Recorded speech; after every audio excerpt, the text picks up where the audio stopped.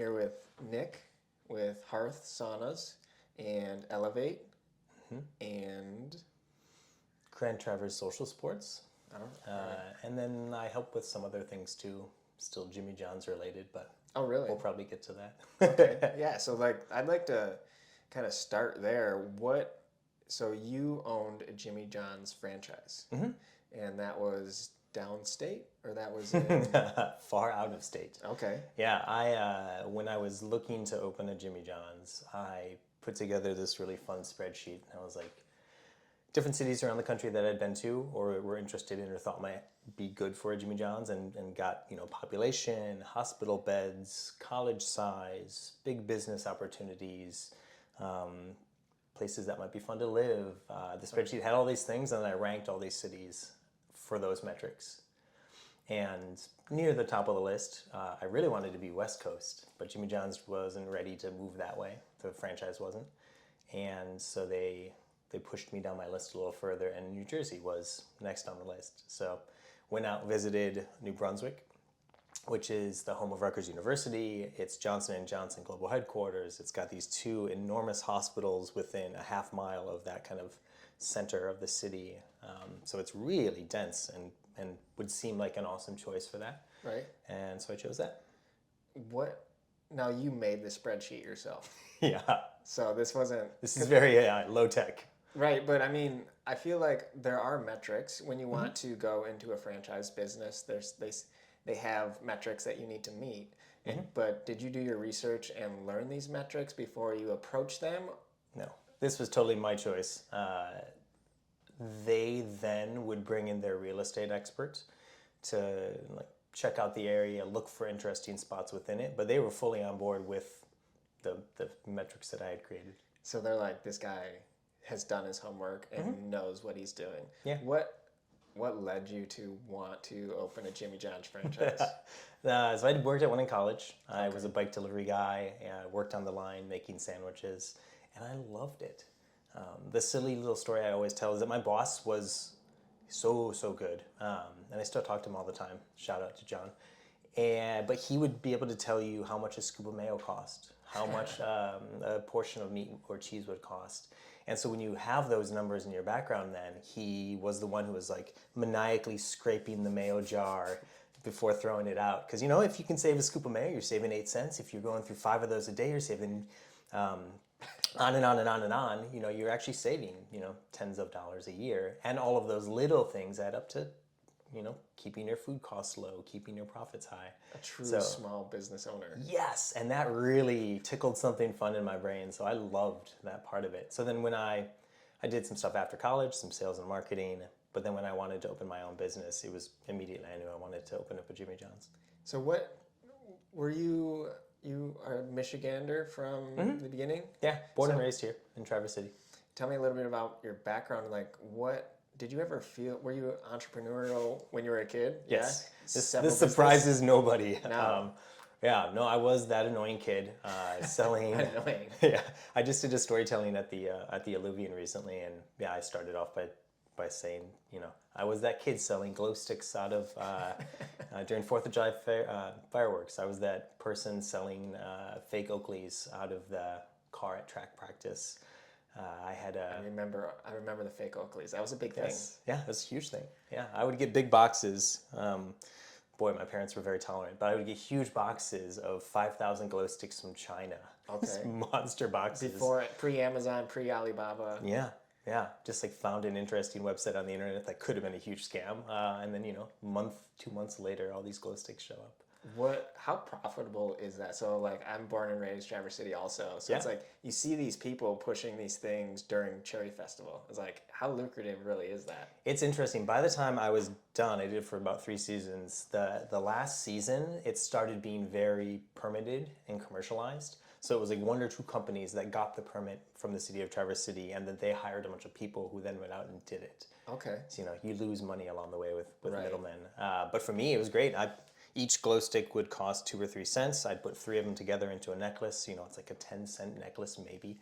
And I would line my arms with these and would just go out on the beach and sell them for $3 each, 2 for $5, I think. Yeah. But yeah, in 30 minutes, I'd have $500 cash in my pocket. Wow. It's crazy. It was awesome. And how old were you?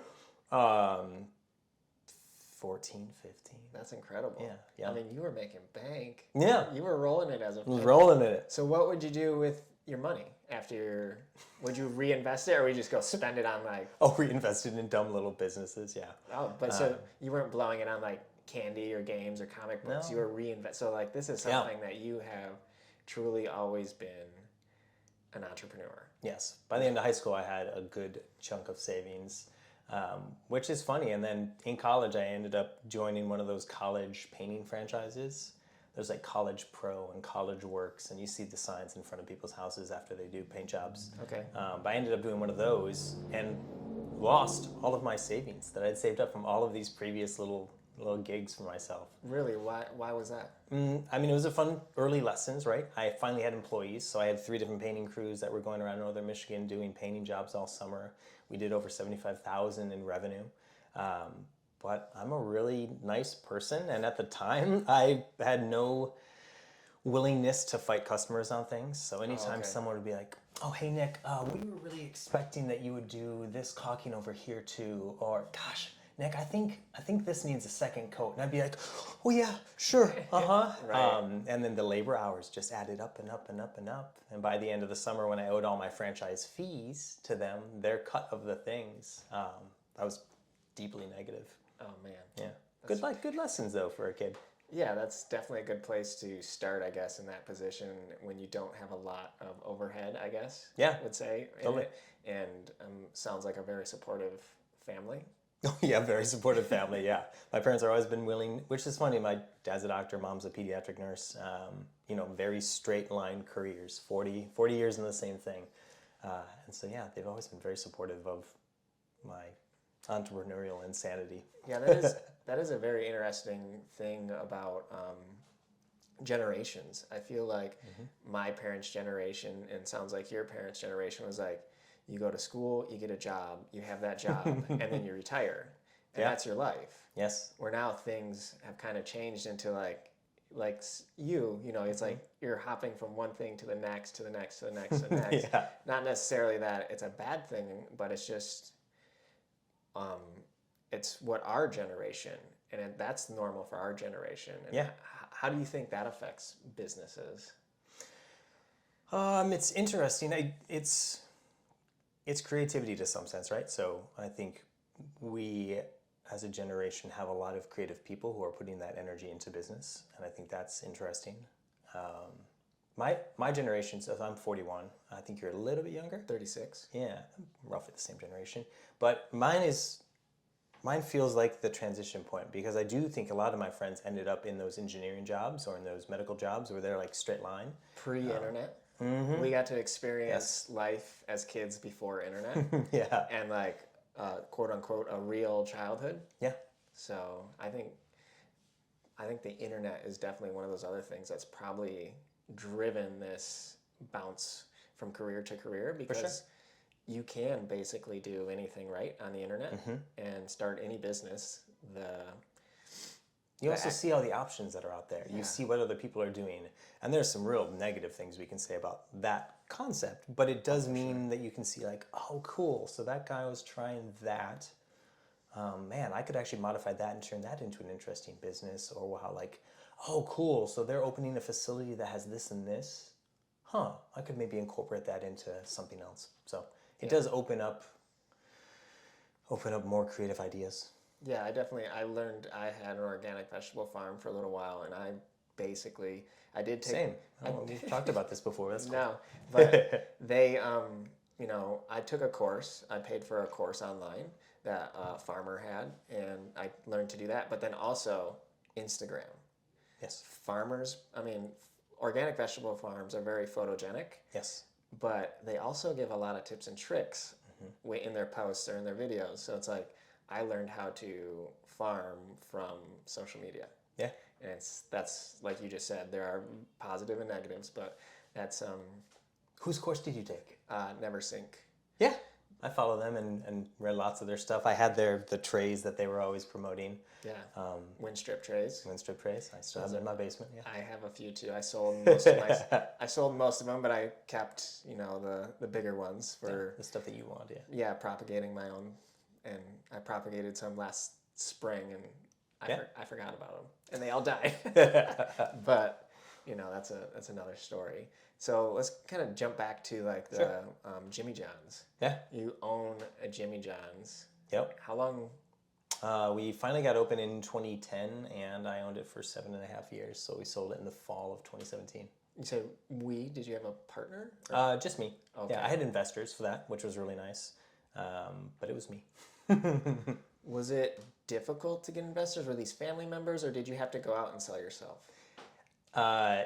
No and yes. So not difficult, but for kind of a funny reason. I ended up going out and talking to my parents' financial advisor because I assumed that is a person who would know people who were wealthy and had extra money around. So makes sense. Yeah, I went to her and said, I'm trying to start this business. Do you know anyone? And she was like, come to breakfast tomorrow. And it ended up being her and her husband who invested in the Jimmy John's. Yeah, yeah. And it turns out that they've done this with a lot of businesses, mainly local businesses, but they very much like to support young entrepreneurs, people with interesting ideas.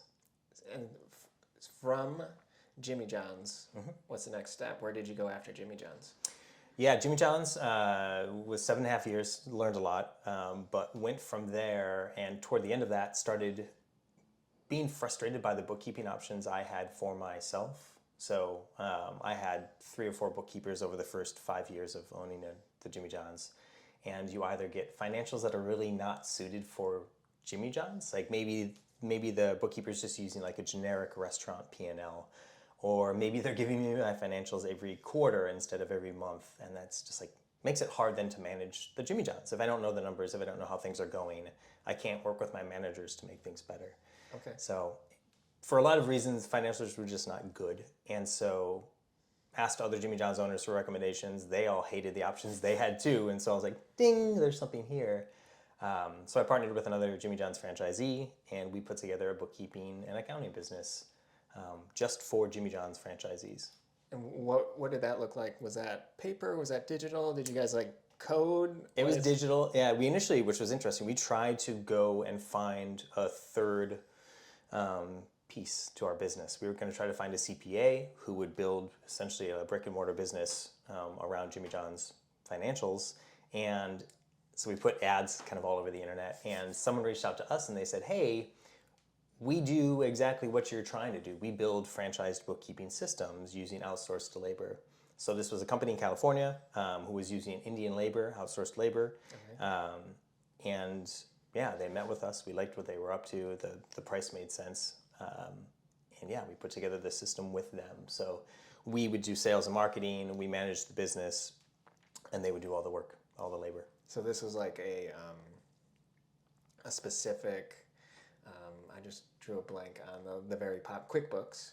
Sure. So it was like a QuickBooks specifically for the Jimmy John's business model. Yes. Yeah. So it's funny, people always say, oh, so you built like a software company. And that makes it sound way more fancy than it was. We knew what the chart of accounts needed to be for a Jimmy John's franchisee.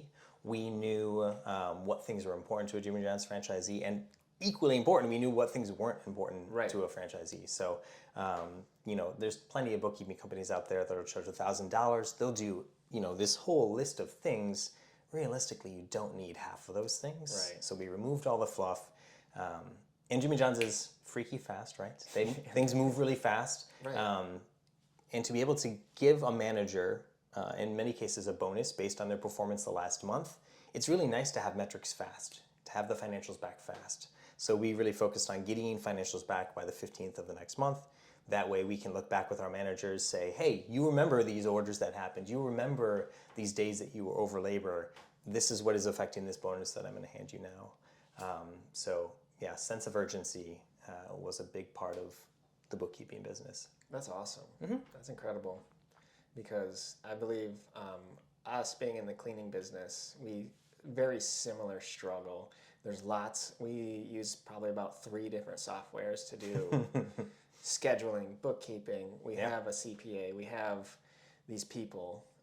and that's something that my wife, the owner, has been working on to try to figure out how to streamline it more. Yeah. And, you know, doing something like what you did for Jimmy John's would be incredible for us. It's funny, no one wants to do their books. It's not fun. It's something, there are very few business owners who get into it to be able to like put the numbers together. My wife loves numbers. So she's like, I love She's the one. Yeah. She loves doing the numbers because like when you as a business owner, it's like, you know, you have an idea of what's going on, but when you see it on paper, it's kind of the reassurance or the security of, oh yes, this is good, or no, this is the problem right here. I need to focus on this. Yeah. And I think that's kind of what makes her really happy. But then also seeing like, I'm doing good, and the numbers all line up. Yep. At the end of the day, when the books are good, she's happy. I think plenty of business owners run by, well, my bank account is up and must be doing good, but there's so much more to the story. Yeah, typically. She's definitely taught me a lot on that end of percentages, and you know, this part of the business is this percentage of the numbers at the end of the day, and so on and so forth. And also, the cool part about what we were doing and what we're still doing is, imagine you also had 200 other cleaning businesses using the same chart of accounts, so you could see off that 200 what the average is for cost of goods, cost of services in your case. And then you could see, well, shit, I'm sitting in the top 75%. I need to lower my cost of services because comparatively to all these others, I'm much higher. Right. Or wow, my labor is significantly lower. Maybe I actually could improve my service if I increase that a little bit. Right. So that's a big part of what we were trying to do. If you have a franchise system, everyone's using or should be using the same chart of accounts. Right. Then we can do some benchmarking and really give you actionable things to take back to your business. Yes. That's the power of that. Yeah, for sure. And we are part of a cleaning community that's across the country, and that is something they meet weekly, monthly, and like there's conferences. And she gets this information of like what's happening on the West Coast. Sure. So it's like, and you can kind of see the waves yeah. of like Traverse City or Northern Michigan's typically a little behind the rest of the country. Makes sense. Yeah. In all things. And it's just like, you can see the waves, so it helps us prepare and learn, but then also the networking of through the marketing, through the employee struggles, through all of the issues that businesses run into. Yeah. They're able to network and, you know, cleaning specific. There's so much power in that. Conversations. Yeah. So are you still running this? Are you still part of this? No. So I sold my Jimmy John's, and there's a whole different story there if you want to go down that rabbit hole, but that was actually a massive loss for me, the actual Jimmy John's location. The brief story, I guess, would be that the franchise struggled on the East Coast. Jimmy John's is very much a Midwest brand. Okay. You know, it's the bread and the mayo that make Jimmy John's kind of what it is. And at the time, I was the first store to open in New Jersey. Another 20 plus opened up, and the vast majority of them closed. Before you? Before even I did, yeah. So we ended up selling, but for, you know, kind of pennies on the dollar situation. So we got out of our lease, we got out of our obligations. That was the big piece of it for us. But I left there with tens of thousands of debt, and just figured I would like slowly build myself out. The bookkeeping company had started to do pretty well, and so I just assumed I would spend the next few years building myself back out of debt with this little company I had built. And then comically, truly, a couple weeks after selling the Jimmy John's, I got a phone call from a company that said, like, hey, we like what you've built with this bookkeeping company. We'd love to talk a little bit more. And that ended up being Ceteris, and they do bookkeeping for a bunch of different franchises around the country. I think they manage 4,000 businesses at this point. Wow. And franchises or businesses? Mainly franchises. So 4,000 separate franchises? Separate businesses around the country, yep. So they manage most of the Orange Theory Fitnesses around the country, the Financials Forum. They manage a whole slew of different businesses. But they were looking to get into the QSR, the quick service restaurant industry, and they wanted to use my company as their kind of jumping off point for that. That's awesome. They acquired me just a couple months after I sold my Jimmy John's. And was that kind of how you were able to get out of the... Yes, got out of debt, was able to do a lot of interesting things. It was about the same time I was moving home too, so It afforded me the money to be able to buy my own home. It afforded me money to help fund a few friends' businesses that they were passionate about. Helped me pay off a bunch of friends' credit card debt over time. So I got to do a bunch of interesting things with the money from that business. That's incredible. Mm-hmm. I mean, that kind of talks about the person that you are, I feel like. I've got to know you through conversations and like hear about these things, but Yeah. when you, I don't know the relationships with the money, but it's just like the fact that you were so open to help friends and loved ones, and that's very kind, and you don't hear that very often. Thanks. My values have always been the same, but what my kind of mission has changed over time. But before, it was very much, I loved that entrepreneurial community in Jimmy John's. And so to be able to use, the business was called Sandwich Math, but to be able to use Sandwich Math to support franchisees was really fun. I like supporting new entrepreneurs. That's part of why I like going to Oops every week. But yeah, so then to be able to have the money to be able to, my friend who wanted to open up a yoga studio, my friends who wanted to invest in a bar, to be able to do all these little things was a lot of fun.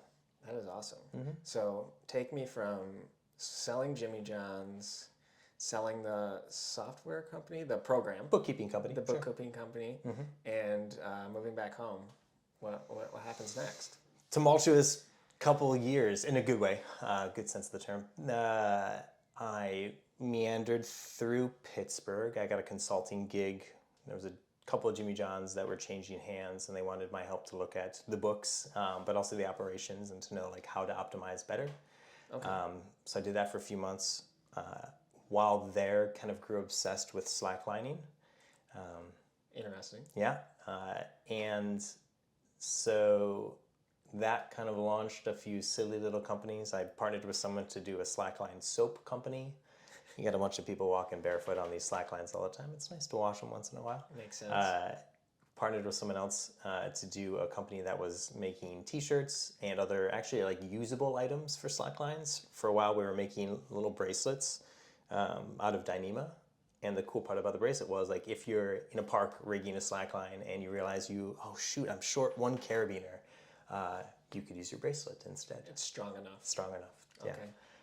So that was kind of cool. And then that also kind of launched me into that community where I ended up helping host the two major slackline festivals that are in the U.S. Oh, really? So GGBY out in Utah every year, and then Breathe, which happens in Indiana every year. Are you still part of those? Yeah, I did GGBY just for 1 year, but I've helped with Breathe over the years in different ways. Probably, I'm assuming it's just a little bit closer to home, a little bit easier. It's a lot closer to home. GGBY happens over Thanksgiving week too. Oh, okay. And I like being home with my family over Thanksgiving. That's difficult for sure. Yeah, my parents would have something to say if I wasn't here for every single Thanksgiving. But yeah, that was fun. It gave me a chance to do some travel. At the same time, I converted an old shorty school bus into a camper and convinced Ceteris, the company that bought my bookkeeping company, to let me travel the country and visit Jimmy John's. So I visited 150 differently owned Jimmy John's around the country in 4 months, basically just meeting up with an owner and saying, hey, do you want help on the cool table today? I can jump in and help with your lunch rush. And while I'm sitting there making sandwiches with them, can talk books, do a little sales pitch. That's awesome. Yeah, and that really, for the next bunch of years, helped grow that business. That's incredible. We would have our little sales team on calls, and the owner would be like, oh yeah, I remember Nick when he stopped by. Yeah, I mean, it's, when you think of salespeople, you think of, they're taking time from you, but you are actually adding a lot of value to them because you had the knowledge and the background of, hey, I know this business owner needs help during this time specifically, and this is going to be great. Try to show up at 10 a.m. and, God, you guys, that's a lot of catering orders you got on the line. Do you want to help my hand today? Yeah. Right, yeah. I used to own one. I know what I'm doing. Yeah. That's incredible. It was fun. That is, I mean, the sandwich math, they had to love that idea. They did, yeah. It worked really well. So you traveled around the country in a van. Yeah, I got to see some cool places. I got to visit all these different cities. I got to see all these different Jimmy John's and got to know that ownership group really well, and have the trip paid for by a company. So, it's expensive to drive around the country with the gas mileage you're getting on a shorty school bus. So nice to have the support of Ceteris for that project. That's a great job. Yeah, it's awesome. What happens after that? Came back to Pittsburgh. I had met someone there, Chelsea, and so we ended up moving back to Traverse City up here and starting a small organic farm up in Kewadin, up just north of Elk Rapids. Oh, what was that called? Huddleston Farm, so kind of combined our last names into one. Okay. Yeah. And what did that consist of? So very similar to the models that you were looking at, because we were looking at Never Sink, we were looking at Jean-Martin Fortier and all these different farmers who I'm sure you remember. But we put together an organic farm that was doing kind of the standard CSA vegetables. So everything from lettuces to cucumbers to peppers to tomatoes to really just focused on vegetables. So we weren't doing any fruits, we weren't doing any meat, any dairy, any of that sort of stuff. So were you the CSA model or were you like the market model? Well, so we moved back in 2019, in the fall of 2019. So we planned on doing market plus CSA. March 2020 hits, COVID happens, and we completely had to throw that out the window. But conveniently, right, it was just us. We were working on a farm together. We were socially distanced from everyone anyways. Farmers are very socially distanced, except for during market days. So, yeah, and so we just cut the market out of the equation. We turned to a delivery model for the CSA, which no one was really doing. And lo and behold, we put that out to the world and we sold out our memberships just like that. Incredible. And so we would do our farming all week. On Fridays, we would bag everything up. Chelsea would get in her car, I'd get in mine, and we'd just drive over northern Michigan, dropping off bags on people's porches. That's incredible. It's really cool. And I miss it. Yeah, I was going to say, my farm was a little bit after that. I'd say probably 2022-ish. I don't remember the year exactly, but it was during that time, also during COVID. And it's one of those things. It's very hard work. But it can be very romantic, working in the nature, working in dirt, growing things. You're out there, getting dirty, pruning, harvesting, all of that stuff. And it didn't end up working out for me personally. We had some surprises come up financially on like totally unrelated things out of our control. And I stopped that and left it. But then I went to go get another job to pay off. I accumulated a little bit of debt from the farm. And I went and did some property management for a season. But then after that, I went and worked for Lakeview. And it was cool. Just because I still eat their lettuce every day. Yeah, I just, that lifestyle, and it was just, I enjoyed it so much. Yeah. And what they're doing over there is pretty incredible. I'd say they're one of the top in the country, and I don't think people really understand the operation that John and Bailey run over there. But it seems incredible. It's giant. So what happens after the farm? The farm stopped after a year and a little bit because at the same time, the timeline's a little funny. I'm back and forth from Pittsburgh to Traverse City a little bit. I had bought a home, but then was in Pittsburgh, and so I was renting the home. But then when we moved back to do the farm, I had heard about people trying to open up a climbing gym in Traverse City.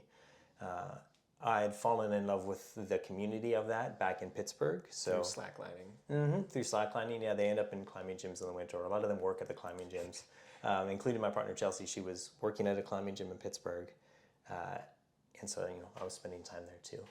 I'm sure flirting, and so when I moved back, I knew there was people trying to do it. I met with the two different groups that were trying to put together climbing gyms.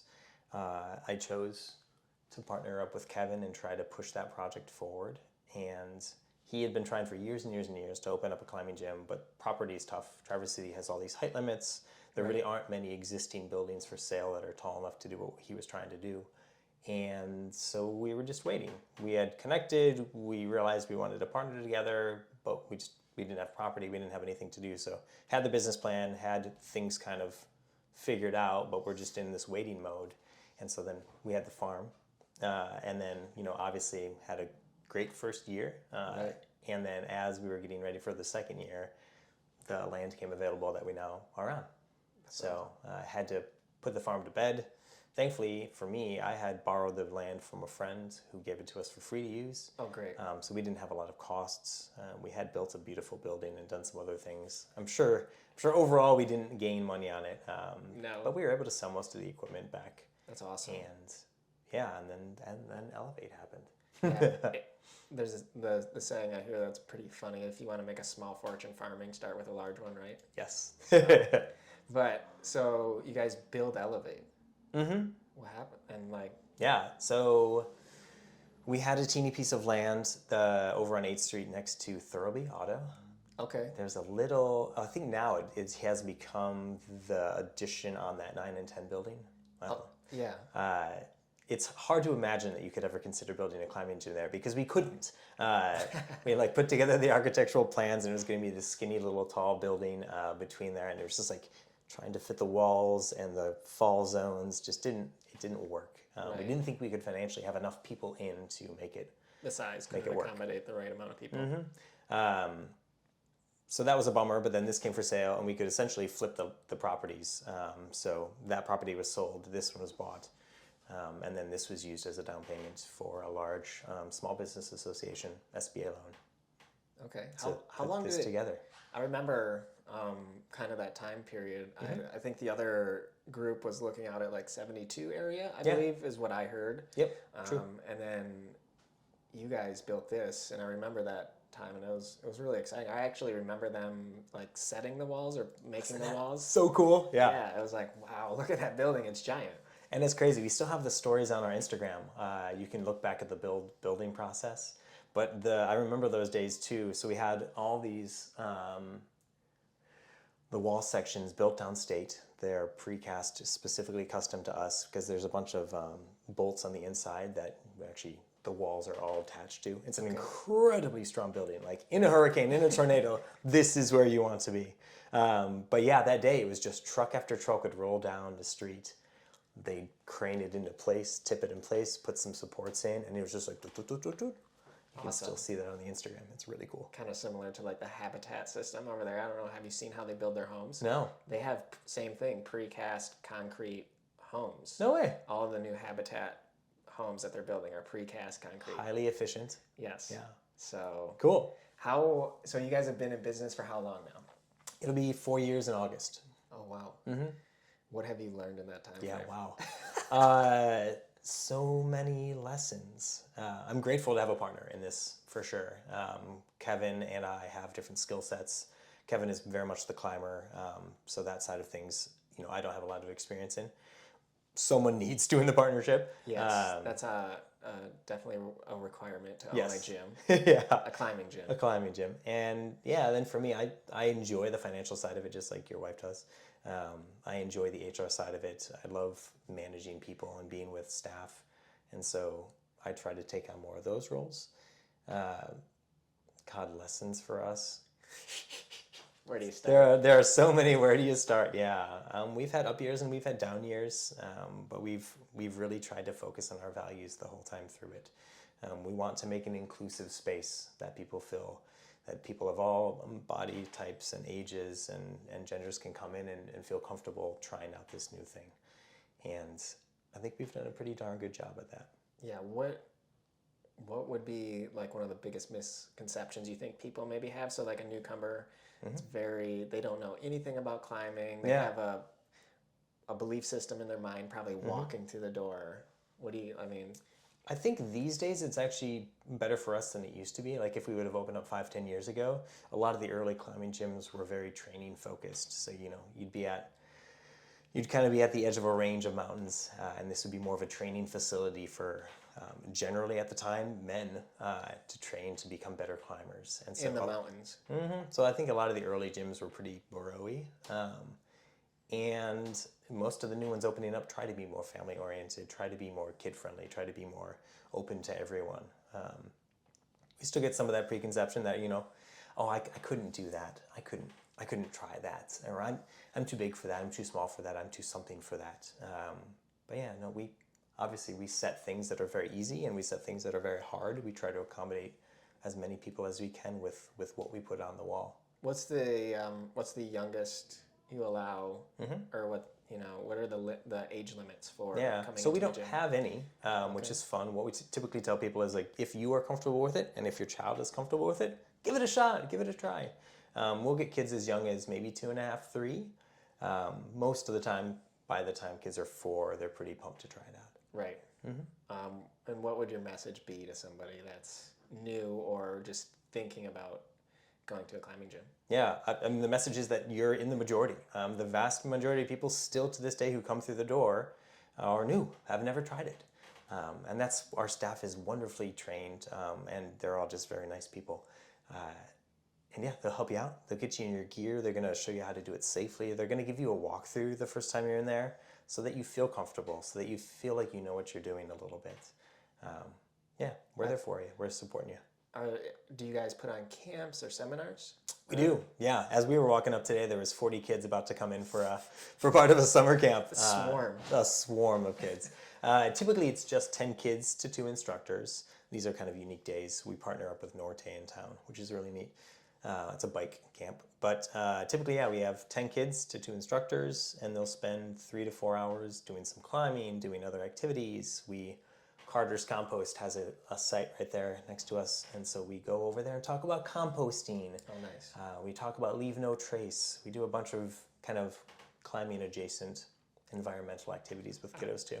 The outdoor world and climbing are very combined because, like you said, unless you're in a gym, you're outside climbing. So that leave no trace and those things, are very important to mesh together. Heck yeah. But so you've had this for about 4 years, and now we're sitting in Hearth Sauna. How long has this been a thing? I probably had a weird idea, more than 5 years ago during a long drive about wanting to have like a sauna in a well-landscaped, beautiful area. I don't know. I had some weird early ideas of like a sauna garden. But then a few years back, I tried my sauna, Michigan Sauna. Okay. He's over at the State Park Beach, and I loved it. I had a sauna in my I have a sauna in my backyard. I got that 7 years ago or so now when I moved back home. So I already loved sauna, but then to see what Dan had done over there, to see the business model that he put behind it, I was like, oh, this can work. This can actually be something I could share with more people, which was my thing with the one at my house. Everyone loves to use it. When my soccer team comes over, when I have friends visiting, like everyone wants to use the sauna. They're excited to try it. Right. And so I wanted to find a way to be able to share that with more people. I just didn't know how the business model would work until I really went in and saw what Dan had done.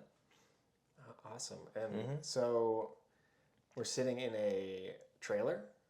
We're sitting in a trailer, yeah. So they're custom built in Minneapolis for me. I went around talking to different people. I saw what Dan had done, which was nice. It's always nice to be the second person to do a concept. But I knew some things I wanted to change from his. And so I went around and talked to a few sauna building companies, found one that was willing to go bigger. Because most of the saunas at the time were being built 12 to 16 feet or so. Okay.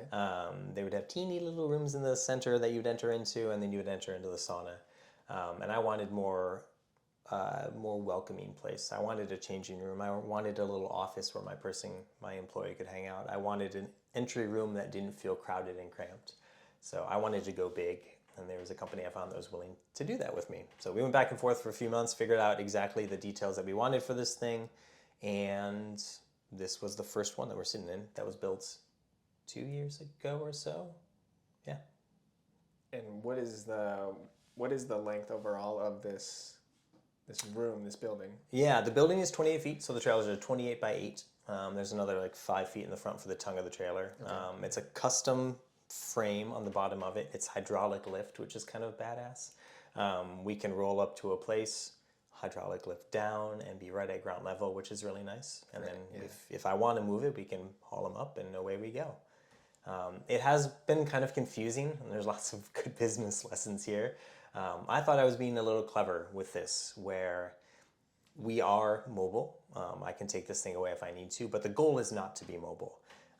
Because particularly for building community, for having people feel like this is part of their health journey, part of their wellness routine, I don't want to move it all over all the time. I want to have a consistent location. I want to have a consistent schedule. a place that you know and trust and love and can come to a few times a week. So I don't want to move them. So they're mobile but not mobile. Right. And that becomes a little bit of an issue when I start to work with trying to find new locations, because cities say, well, you're not a brick and mortar. You're not really a mobile thing. You're somewhere in this gray zone in between. So they pick? Do they tend to pick and choose what? So the ones where we found locations pick and choose. They decide, okay, well, yeah, so we'll just consider you a food truck. Okay. Or they'll say, okay, well, we'll consider you a brick and mortar, but we want you to build like a skirt around it. Okay. Or what has happened in a lot of cities has been they sit in the middle and they just look at that and they go, well, we don't have anything in our zoning, in our permitting, in our planning for this. And so then I'm sitting in the middle and not able to figure out how to work with the city. Right. So that has been a problem. We'll probably still try to do some mobile, semi-mobile units around, but then I may try to do something different if I'm going to go to a bigger city. We may try to actually have a brick and mortar version of this. That's awesome. So how many locations do you have currently? I have two. So we have the one right downtown Traverse City behind Elev8, and then I have one over at Mount Holiday on their site, which is neat. That Mount Holiday is meant to be this beautiful community space, Four Seasons space on the east side of town, and so we do really fit into the vibe of that really well. Yeah, the skiing vibe, the ski snowboard vibe, the winter sports. Perfectly, yeah. Yeah, it's great. And then in the summertime, they have all sorts of other activities going on in there. Yeah, also. zip lining, music. They have a bar and restaurant. They have a beer garden out front. They do a lot of good stuff. That's awesome. How many people can fit into the hot space? Yeah, 14 can fit pretty comfortably. We take reservations only for 10 every session because the goal is that you're not like super squished against a sweaty stranger in some cases. Right. So yeah, lots and lots of space. There's different areas too, which is kind of fun. So there's lower areas if it's your first time and you're just not as comfortable with the heat. That's great. And then the upper bench, which we're leaning up against. A big thing in Scandinavia, Finland in particular, but the lavlöla, is that your feet should always be able to be above the top of the stove. So you can see our bench is right here, which is above the rocks on the stove. Okay. So with your feet up on this bench, we abide by the law of Lola. That's awesome. Mm-hmm. And you guys are open year round, right? Yeah. And have you found is there a community now? Yeah. Saunas all the time or pretty regularly? Yes. Yeah. So we focus on having a mix of things similar to Elev8, but we have memberships, we have single passes, and then we have 10 packs if people aren't sure how often they're going to be using it. But yeah, we have a good membership group. We lose a few in the summer, obviously, as they're out paddleboarding or mountain biking or doing whatever. But we have a membership base that is stuck with us year round. And have you seen a rise of the popularity in Yes. saunas recently? For sure. Because it seems to be more of a trending or more just a lot of the benefits have become more popularized and talked about.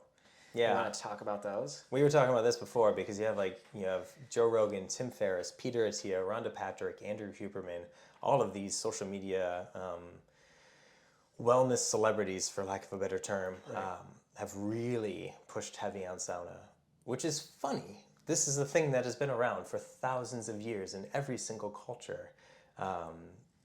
From the Japanese version of a steam bath to Russia, to the Nordic countries, to Germany. I mean, like everyone has their own, to the Native Americans, to South America. You have all of these different thermal therapies for thousands of years. Right. And then all of a sudden it's just becoming popular.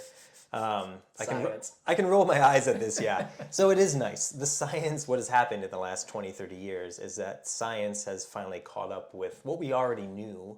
We could feel it. Like you can go in a sauna and you can feel that something cool is happening. The N of one. Yeah. I just feel better. Yes. I can't explain it, but I feel better. I sleep better at night. My joints don't hurt as much after working out. My skin weirdly looks better. I can't explain these things. But thankfully, in the last 30 or more years, you have had science come to back up all of these things. Yeah, I remember hearing Rhonda Patrick talk about it. Mm-hmm. The 70-year sauna study? Yeah. It was in Finland or Norway. I can't remember how many, but like 2,100, Nordic men. Yeah, so this followed them for almost their entire life, not necessarily their entire lives, but Long time. It was a span of, I want to say 70 years sticks out. That might be a little bit longer. It was maybe shorter. Might be 40. Yeah, but it was. It was a study done by a man named Laukkanen. Okay. Yeah, you probably. I'm probably pronouncing that wrong.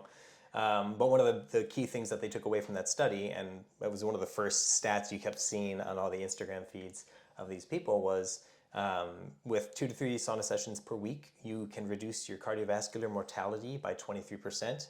If you increase that to 4 times or more a week, you're reducing your cardiovascular mortality by 40%. 40. Right. It's an enormous number. Yeah, the one that sticks out to me was all-cause mortality. Yes. Drops by 40%. So your chances of dying or just heart attack, stroke, all the main ways that you generally would die are reduced by 40%. Yeah, and that's shocking. There's nothing out there or on the market that is that beneficial for you. Yeah, we've got a cutesy little Instagram reel coming soon that's, kind of making a joke out of the fact that this is like a supplement or a pill. But if you told someone that, oh, hey, I've got this pill that can reduce your cardiovascular mortality by 40%, yes, everyone would buy it. And yeah, we're yes. like, a membership here is $125 a month. That's like the cheapest drug you could ever buy to so increase your longevity. What are the negative side effects of the sauna? Let's actually. There are none. Realistically, I could say that if you don't wear a sauna hat, your hair is going to be a little bit drier in here. Okay. But there aren't any. Stay hydrated. Yes, yeah. As long as you're taking care of yourself, there are almost no side effects. It's a workout for your heart. So if you have a heart condition, if you have a serious medical condition, check with a doctor. That seems pretty obvious to say. And the interesting things about a lot of these studies, right? A lot of them will be correlative. But if you look at why those things are happening, why you're getting those benefits, they don't fully know. But it seems fairly obvious, right? Because when you're in here, if you're in a true sauna that's sitting between 180 and 200 degrees Fahrenheit, you're getting your heart rate up. Your heart rate is going to get up to zone 2, if not even higher, which essentially means you're getting cardio by sitting here and doing nothing. Yes. And so that's where you can imagine a lot of the benefits come for cardiovascular mortality. So like a low intensity walk or an elevated walk, an elevated pace. Oh, yeah. Walking. A very slow run. A slow jog, yeah. Yeah, like you could still have a conversation while doing this activity. Yeah, I'll get up to 130, 140 beats per minute in here. When you get real hot. That's so. What are, other than the cardio benefits, you talked about a couple of the other ones. The ones that people tend to notice, the cool one, right? That someone will come back after their first session and they'll say "Oh, I slept so well last night." Really? It puts you in that. It puts you in that place that you want to be right before you go to sleep. So especially if you do it in the evening, later in the day, and you end in the warmth, it really puts you ready to fall asleep at night really well. So cardio, good sleep. Obviously, you're sweating a ton, so it tends to be good for your skin. It tends to help with that. I don't know. Do I look younger than 41? Hopefully. Right? You do. You look great. Thank you. And then there's a ton of benefits in terms of the mental health, right? For one, it's not heated right now, so we could be on our phones. So these things wouldn't like it if it was 180 degrees. No. But in general, right, you're in here, you're talking to people, sometimes strangers, face to face without cell phones. And that's just a really unique thing that doesn't happen that often these days. And the mental health benefits of this, you're releasing a lot of good chemicals in your body, oxytocin, and with the cold plunge added into this too, there's a whole slew of different benefits for that. Let's talk about that. Yeah, sure. 2 cold plunges outside. At each location, yep. And what are they? What, like the size, the temperature, and benefits? Sure. One thing I used to tell people early on that I loved is that people, before they knew what Hearth was, you see this big box on the outside and it's gray on the outside, and so you don't really know what you're getting yourself into. It's very modern, sleek looking. Yep. But I think people come into this with an idea of a gym sauna, and so maybe it doesn't smell perfect, maybe it's not really nice to temp, so they come into this with okay, I know what a sauna is.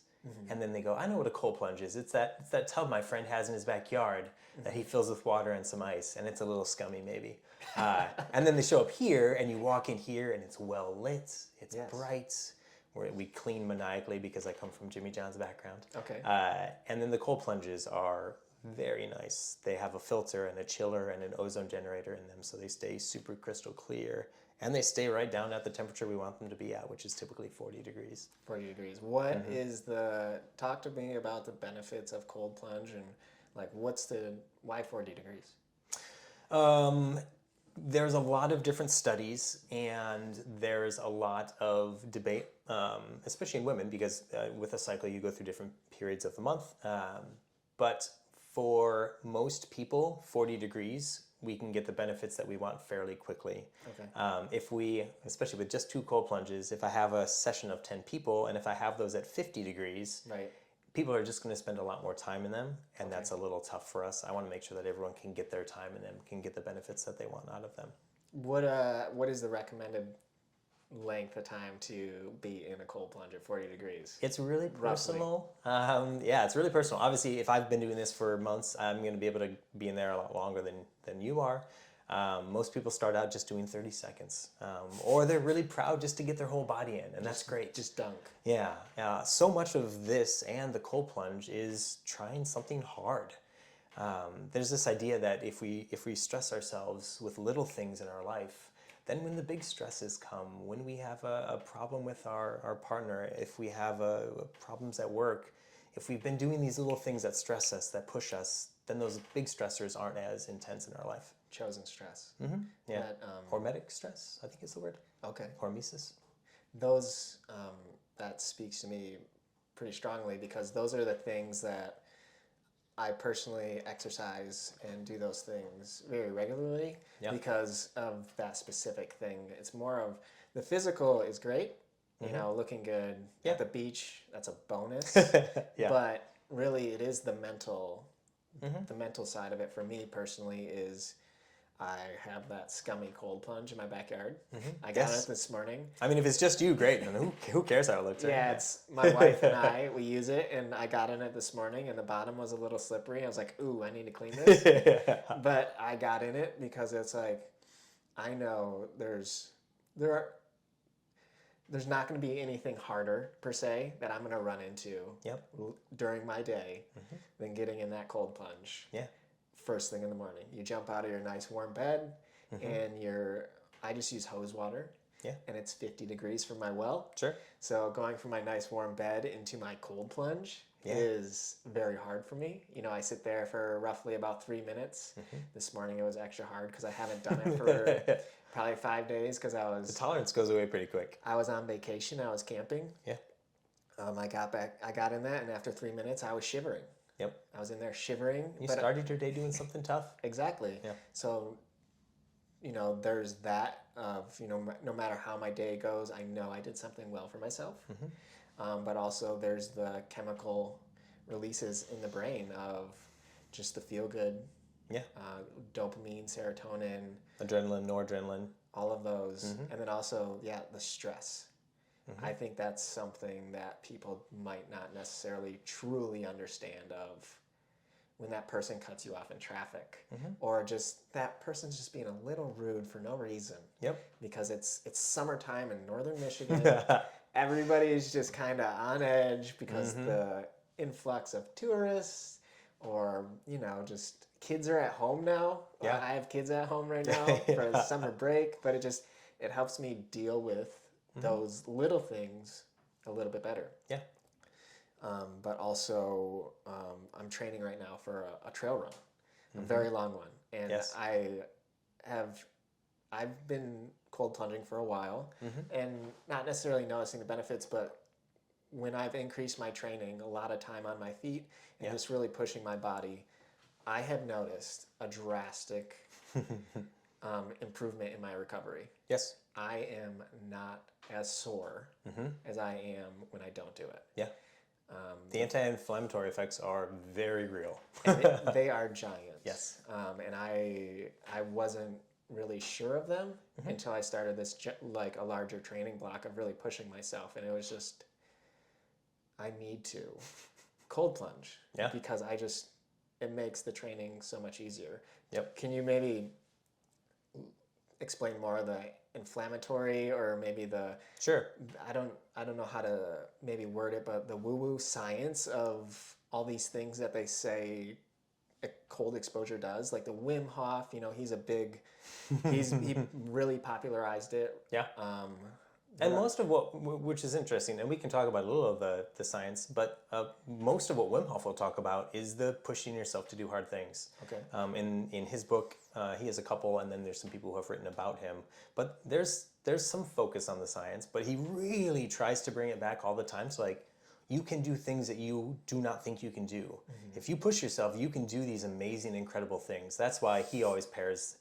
You don't want to pair them together, but he always talks about the cold plunging, and then he also talks about the breath work, because some of the things he has done, at least, don't seem possible, and scientists aren't able to explain.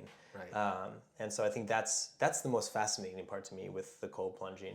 The science behind the anti-inflammation, I actually don't know the science behind it, but we see stories of that from our members all the time. We have some people who had some pretty serious arthritis and find relief by doing the sauna and cold plunge every week. I tore up my shoulder 2 years ago. 2 years ago, I was given a 20-week timeline to recover, and in 6 weeks with sauna and cold plunge, I was back to normal. My doctor was blown away. But I mean, a lot of us who have been doing this have our stories, and they add up. Do you get actual X-rays or like scans that they actually showed that you were recovered? They didn't show that I was recovered. It was just that my mobility and my strength were back to normal. Okay. But yeah, I went from a grade 3 AC tear to back to normal mobility and strength in my shoulder in 6 weeks. That's incredible. Mm-hmm. So that was pretty cool. I mean, both of us kind of live this lifestyle of we do it because we love it. You started this business because I love it. Yeah, right. And I'm convinced that other people will too. And the prehab and rehab idea the rehab idea is pretty interesting too, because if you hurt something on your body, it tends to be harder to do exercise. But you actually need exercise, right? Movement is medicine. Movement is medicine, because you get your blood flowing, and that's taking those beneficial things in your body to these zones that need recovery. So if you are hurt and can't go out and do a jog, do some cardio, if you're able to sit in a sauna and get your heart rate up to that same level to get your blood flowing through your body, that's where you're really able to do some impressive healing. Awesome. Somebody's new. They've been following Instagram. They've been following social media. Yeah. They've been reading. They've been seeing saunas everywhere. Yeah. What do you recommend to the first timer? Whatever feels comfortable. Definitely listen to your body. Come well hydrated, right? They always say with dehydration, right?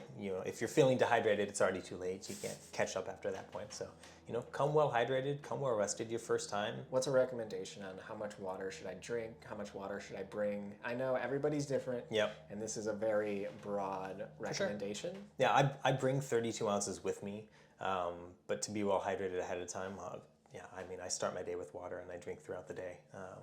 But yeah, bring 32 ounces of water. You're going to want more than you think you're going to want. So a large, like Nalgene style water bottle? Yeah. Yep. If not more. Okay. And yeah, give it a shot is what I tell everyone. People can feel uncomfortable coming into a room with strangers.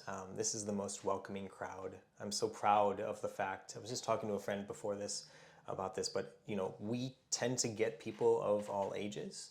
We tend to have a really good mix of male and female in here, which is interesting. And we tend to get people of all body types. You'll have someone who is competitively working out, doing CrossFit competitions, whatever it may be in here, with someone else who's on a totally different health journey, trying to lose weight or trying to get back to something they knew before. But everyone in here is on their own journey. We all have weird bumps and bruises and things with our body. But this is a place where people tend to feel really comfortable and really open. Yeah, what is perfect, right? What is perfect, yeah. Normal, my parents would always say normal's a setting on a dryer. I like that. So it's just, it's really nice. What about the cold plunge? Someone's curious about the cold plunge. Try it, is my thing. It's really funny. When I first put this business together, part of the reason we had 2 plunges instead of maybe more was because I was like, maybe half the people will use the cold plunges. It's almost everyone uses them, because even if you don't think you're going to want to try the cold plunge, You watch your friend do it, and they're breathing, but they have a smile in their face, and they get out, and they're just like jazzed, and you're like, okay, I'm gonna try that out. And so most of the time, people their first time, they'll dip their legs in, or maybe they'll get up to their waists, and then maybe the next time they get above their shoulders. But people tend to try it. Just give it a shot. Yeah. Awesome. Do something hard. Yeah. Push yourself. And everything is online? Everything's online, yeah. We built our own software actually for bookings and billing and all that kind of stuff too. So it's real smooth and easy. Makes sense. Makes Given sense. your background. Yeah, I've done this before. But yeah, hearthsauna.com. You can book there. You can see the locations. We do have a third unit right now that we're probably going to be moving around to different locations. As much as I kind of poo-pooed the pop-up delivery style thing, we are doing deliveries this summer if anyone wants one at their Airbnb, their house for a weekend, a week, whatever. Okay. And we'll have some pop-up events where I might take it to a beach for an evening, do a bonfire, and also have a sauna and, plunge in Lake Michigan or something. That's awesome. Yeah, gonna have some fun with that extra one. Yeah, and you're wearing the shirt. Michigan Sauna Fest was Dun, dun, dun. February of 25. Yeah, we it's interesting in northern Michigan, in Traverse City here, we have my 2 locations. Dan has my sauna. There's Fox and Flame. There's Sleeping Bear Saunas, which is like an interesting sauna tent rental. And there's a couple others right in this region. But there's so many up here in Traverse City. We all got to know each other, and we thought it would be fun to host a festival where we invited other saunas from around the state of Michigan to come up to Traverse City and just have a weekend where, we got to know each other, which is fun. How do you run your sauna? How do you do this or that? What do you use to clean that? Sauna networking. Yeah, and then while we're at it, we may as well invite the public and have people be able to experience, what does Hearth Sauna look like? What does Sleeping Bear Saunas look like? Oh my gosh, Fox and Flame built that themselves. What a gorgeous sauna. Try a whole bunch of different ones at once.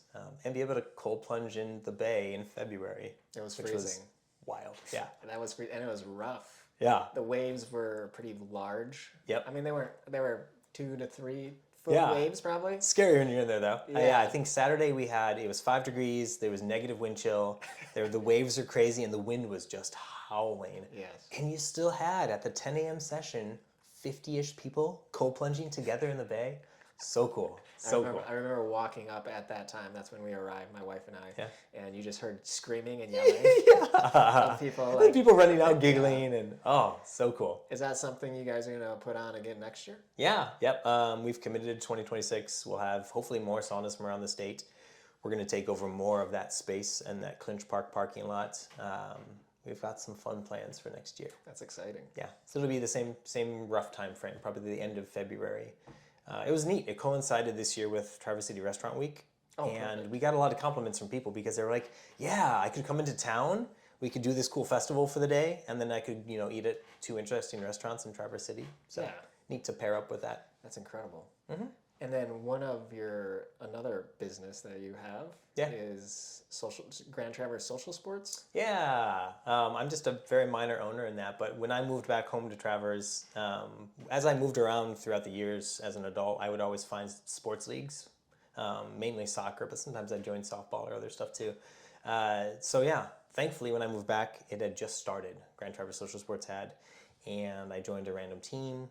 I still play on that same team. I still have a lot of those as my best friends in town. And then right after that first year, the owner had to move downstate for his job, and so he sold that league. And I joined up with 2 folks to purchase that from him. And what is it? I've never actually heard of it. Really? Yeah. So only through you. Yeah, Grand Traverse Social Sports.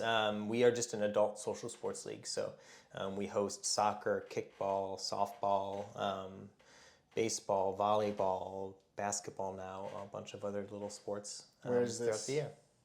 Takes place at different places, but most of them are based out of the Civic Center right downtown Traverse City. Okay. Mm-hmm. And it's year-round, or is it Yeah. kind of... It's pretty summer-based, Okay. or spring, summer, fall-based, yeah. In the winter, we used to do indoor volleyball and wiffle ball. It became hard to find spaces to do those. But yeah, most of it, we do a spring session, a summer session, and a fall session for our main sports. And yeah, all that stuff is online too. It's a great way to meet new people. It tends to be pretty chill. Soccer might be the exception to that. But it tends to be pretty chill. You can meet some new people. A lot of the time people will go out afterwards. We partner with Workshop Brewing Company in town. Oh, cool. So we get discounts on beer if you're part of the Social Sports League, and then go in there afterwards. Awesome. Mm-hmm. So we have Elevate, we have Hearth, Yeah. Grand Traverse Social Sports. Mm-hmm. Is there anything else that we need to know about that you are doing or working on, or that's filling your time right It's now? filling my time pretty well right now. Yeah. Okay, It's been fun to understand that what I really want to do is help people find communities. So we really focus, especially in Hearth and Elevate, on giving people a space where they can find other people, where they can, as I said before, spend time face to face, meeting new people, being human together, doing physical things, being active, being part of your own wellness journey, whatever that might be. Awesome. Mm-hmm. People want to get to know more, they just go to elevate.com. They can visit. Elev8Climbing.com. They Okay. can visit. You got to visit. It's so cool because we're looking at, a very gray building from the outside.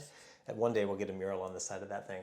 But you got to get inside because there's a huge window. There's all the colored holes on the walls, and it just looks so much bigger once you're inside. It's like a rainbow of color once you get inside. Yeah, it's really cool. And then Hearth is online. Hearthsauna.com. Grand Traverse Social Sports has the longest website ever, but it is truly just grandtraversesocialsports.com. And you can find all that stuff there. Yeah. Awesome. Thanks, Nick. You're so welcome. That's Thanks for having great. me. It's been fun. Yeah. Awesome. Can't wait to visit all of them.